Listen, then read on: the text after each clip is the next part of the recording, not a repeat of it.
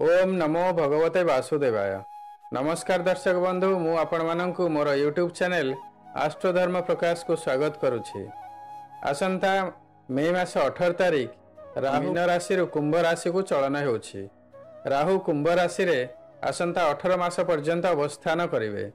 राहुंकर एही राशि परिवर्तन मेष राशि रु मीन राशि पर्यंत समस्त व्यक्ति विशेषंकर जीवन जीविका उपरे कौन प्रभाव पकाइबो से विषय में आम आलोचना करवा। यही भिडियो रे आम मेष, वृष, मिथुन एवं कर्कट राशि व्यक्ति विशेषंकर जीवन जीविका उपरे कौन प्रभाव पकाइबो एही राहु महाग्रहंकर चलन से विषय आसंतु आलोचना करवा। मेष राशि एकादश स्थान रे राहु अछंती। लाभ स्थान रे राहु थिबारु आपणकर लाभ निश्चय हेबो।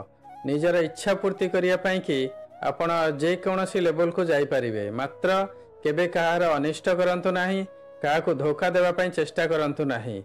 जदि एपरि करंती तेबे राहुंकर नेगेटिव प्रभाव पड़िबो एवं आपणकर अनिष्ट हेबो। मेष राशि व्यक्ति माने साधारणतः आग्रेसिव थांती, कारण मेष राशि अधिपति हेउछंती स्वयं मंगल।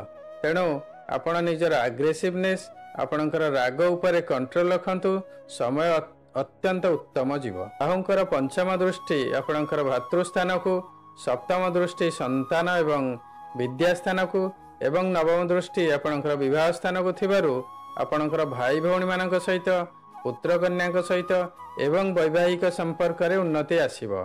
एठी मु कहि देबाकु चाहे, जदि आपणकर जातक रे राहुंकर स्थिति भल अछि बा शुभ अछि, आपणकर भल महादशा चलीछि एवं गोचर रे अन्य ग्रह मानकर मध्य स्थिति भल अछि, ताले राहुंकर संपूर्ण लाभ आपनको प्राप्ति हेबो। वृष राशि दशम राहु फाइनेंशियल एवं कैरियर रे बहुत शुभ फल प्रदान करंती। जे माने बिजनेस रे अछंती बा व्यापार वाणिज्य करूछंती तांको पई बहुत भल। दशमस्थ राहु हठात ग्रोथ बा डेवलपमेंट करांती। एही समय सदुपयोग करंतु। चाकरी क्षेत्र रे उन्नति हेबो। बड़ भाई ठारू मध्य हेल्प बा साहाय्य मिलिबो। आपणकर पितांकर हेल्थ बा स्वास्थ्य उपरे टिके ध्यान देबे। निज कार्य को निष्ठार सहित करंतु। धन प्राप्ति हेबो, प्रमोशन हेबो, इंक्रीमेंट मध्य हेबो आपणकर कर्म क्षेत्र रे। राहुंकर दृष्टि आपणकर षष्ठ स्थान को थिबारु आपणकर स्वास्थ्य भल रहिबो एवं निजर शत्रु मानक उपरे आपण विजय लाभ करिवे। निजर लाइफ पार्टनर को सहित संपर्क रे सामान्य मनमालिन्य आसीपारे।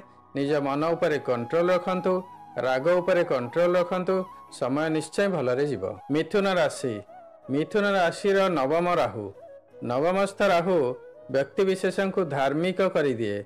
आपणकर जदि जातक रे नवम स्थान स्ट्रांग अछि तेबे धनर कमी हेबो नाही, मात्र आपण अत्यधिक नीति नियम धर्म कर्म आड़क ध्यान देबे बा आपणकर मन आकर्षित हेबो। राहुंकर दृष्टि आपणकर राशि को, तृतीय स्थान को एवं पंचम स्थान को अच्छी।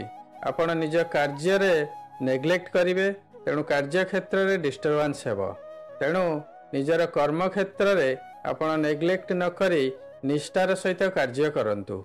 आपण कोनोसी धर्म स्थान को भ्रमण करिवे आ भ्रमण करिवा जोग रहुछि, मात्र मु एठी कहि देबाकु चाहे, आपणकर शनि दशम रे थिबारु एवं कुंभ राशि अधिपति शनि होइथिबारु राहुंकर नेगेटिव प्रभाव एते रहिबो नाही। समय भलरे जीव। मे मास 15 तारिख रे बृहस्पतिंकर मिथुन राशि को जेहेतु गोचर परिवर्तन हेउछि, बृहस्पतिंकर नवम दृष्टि राहुंक उपरे रहिबो। तेणु राहुंकर प्रभाव आपणक उपरे एते खराब रहिबो नाही। कर्कट राशिंकर राहु अष्टम स्थान रे अवस्थान करुछंती। अष्टमस्थ राहु अशुभ फल प्रदान करंती, मानसिक दुश्चिंता दियंती। आपण मैजिक, जादू, एस्ट्रोलॉजी, आयुर्वेद एवं रिसर्च वर्क आड़कू इत्यादि प्रति आकर्षित हेबे। आपणक लाइफ रे अनएक्सपेक्टेड चेंज देखा देबो। राहुंकर धन स्थान को दृष्टि रहुथिबारु आपणकर फाइनेंशियल क्षेत्र रे इनस्टेबिलिटी बा कन्फ्यूजन देखा देबो। आपणकर एही समय रे अनएक्सपेक्टेड सोर्स रु बा अनकन्वेंशनल सोर्स रु इनकम आसीबो। वैवाहिक जीवन रे स्ट्रेस आसी पारे, मनमालिन्य रहिबो ମନାନ୍ତର ବା ମତାନ୍ତର ଦେଖାଦେବ। ନିଜ ମନକୁ କଣ୍ଟ୍ରୋଲ କରନ୍ତୁ। ହଠାତ୍ କୌଣସି ଡିସିସନ୍ ନିଅନ୍ତୁ ନାହିଁ, ଯାହାଦ୍ୱାରା ଆପଣଙ୍କର କ୍ୟାରିୟର ଖରାପ ହେବ, ଅର୍ଥ ମଧ୍ୟ ହାନି ହେବ, ଘରେ ସମ୍ପର୍କ ମଧ୍ୟ ଖରାପ ହେବ। ଅନ୍ୟ ଲୋକ ଆପଣଙ୍କୁ ୟୁଟିଲାଇଜ୍ କରିବେ ଏବଂ ଆପଣଙ୍କର ଅର୍ଥ ଏବଂ ସମୟ ବର୍ବାଦ କରିବେ। ତେଣୁ ସେଥିରୁ ନିଜକୁ ନିବୃତ୍ତ ରଖନ୍ତୁ। ଅଷ୍ଟମ ସ୍ଥାନରେ ରାହୁ ଥିବାରୁ ଆକ୍ସିଡେଣ୍ଟ ହେବାର ସମ୍ଭାବନା ଥାଏ। ତେଣୁ ଗାଡ଼ି ଚଲାଇଲା ବେଳେ ଧ୍ୟାନ ଦେଇ ଗାଡ଼ି ଚଲାନ୍ତୁ। ହଠାତ୍ ଡିସିସନ୍ କିଛି ନିଅନ୍ତୁ ନାହିଁ ବା କାହା ଉପରେ ହଠାତ୍ ବିଶ୍ୱାସ କରନ୍ତୁ ନାହିଁ। ଖରାପ ଉପାୟରେ ଧନ ଉପାର୍ଜନ କରିବେ ନାହିଁ, କାରଣ ଆଗକୁ ଆପଣ ହଇରାଣ ହେବେ ଏବଂ ପରିବାରକୁ ମଧ୍ୟ ହଇରାଣ କରାଇବେ।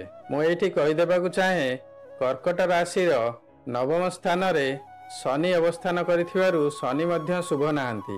ତେଣୁ ଆପଣ ରାହୁଙ୍କ ସହିତ ଶନିଙ୍କର ପ୍ରତିକାର ମଧ୍ୟ କରନ୍ତୁ।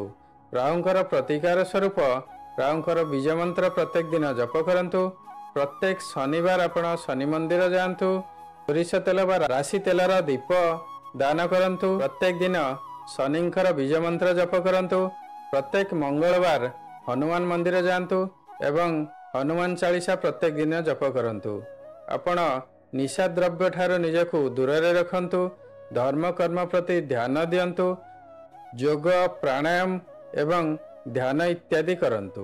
ଯଦି ଆପଣ କୌଣସି ନିର୍ଦ୍ଦିଷ୍ଟ ସମସ୍ୟା ପାଇଁକି ଆପଣଙ୍କର ଜାତକର ଆନାଲିସିସ୍ କରିବାକୁ ଚାହୁଁଥାନ୍ତି, ତାହେଲେ ଆପଣଙ୍କ ଜାତକର କପି ଭିଡ଼ିଓରେ ଦିଆଯାଇଥିବା ନମ୍ବରରେ ହ୍ୱାଟ୍ସଆପ୍ କରନ୍ତୁ।